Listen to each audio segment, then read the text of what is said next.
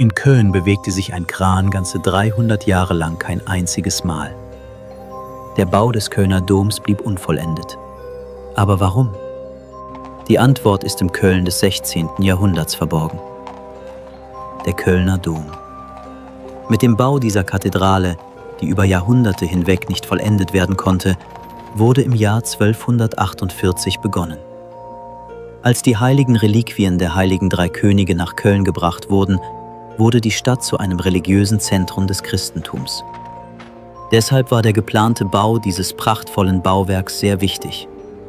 Doch der Bau des Doms konnte einfach nicht fertiggestellt werden. 1531 erwachte Köln in den Kupferstichen von Anton Wunsam zum Leben. Ganze 300 Jahre bevor die Fotografie erfunden wurde. Man sieht den Bau des Doms und darüber einem Kran.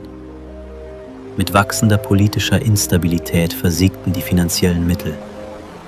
1560 kam der Dombau schließlich zum Stillstand. Die Kölner Bürger gingen täglich daran vorbei und sahen den Kran immer an derselben Stelle. War die Zeit stehen geblieben? Der Kran hing dort wie ein eingefrorener Moment. Schrumpfte mit den Jahren auch die Hoffnung der Menschen? Das 17. Jahrhundert. Europa wurde vom Dreißigjährigen Krieg zutiefst erschüttert. Leid, Zerstörung und eine Zeit voller Ungewissheit. Der ohnehin zum Stillstand gekommene Dombau wurde weiter hinausgezögert. Kölns Wirtschaft brach vielleicht nicht vollständig zusammen, doch der Kran bewegte sich 300 Jahre lang keinen Zentimeter. Er wurde zum Symbol der ganzen Stadt, bis er im 18. Jahrhundert etwas anderem wich. Zu Beginn des 18. Jahrhunderts wurde Köln mit etwas anderem verbunden. Verantwortlich dafür war Giovanni Maria Farina, der 1709 in Köln das Eau de Cologne schuf. Farina, der den größten Teil seines Lebens in Köln verbrachte, verlieh der Stadt mit diesem Duft neuen Glanz.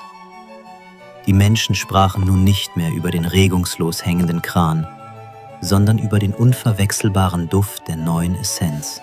Als das Jahr 1794 näher rückte, marschierten die französischen Revolutionsarmeen in Köln ein. Der Dom wurde zu militärischen Zwecken als Lager genutzt. Doch was geschah mit dem Kran? Als das Jahr 1842 erreicht war, wurde der Bau wieder aufgenommen. Diese Arbeiten begannen mit der Unterstützung des preußischen Königs Friedrich Wilhelm IV. Während die Industrialisierung voranschritt, erleichterten moderne Methoden und stabiler Stahl die Arbeiten. Das Jahr 1880. Der Kölner Dom war vollendet. Auf dem Stadtplatz brachen die Menschen in Tränen aus. Die Enkel jener Großväter, die diesen Moment nie erleben konnten, wurden nun selbst Zeugen dieses historischen Augenblicks. Doch es war noch nicht vorbei. Das 20. Jahrhundert sollte eine neue Prüfung bringen. Köln, 1942. Tiefste Nacht. Über 1000 Flugzeuge erscheinen am Himmel. Die RAF bombardiert die Stadt im Rahmen der Operation Millennium. 3 Jahre lang dauern die Angriffe an. Fast das gesamte Stadtzentrum wird zerstört. Gebäude verschwinden. Straßen hören auf zu existieren. Träume, Zukunftspläne, Hoffnungen, alles geht verloren. Und der Dom? 14 Bomben trafen ihn. 14. Doch er blieb stehen. Endlich war der Krieg vorbei. Die Stadt war ein einziges Trümmerfeld und musste geräumt werden. Deutsche Frauen traten auf die Bühne der Geschichte. Als Trümmerfrauen gingen sie in die Erinnerung ein.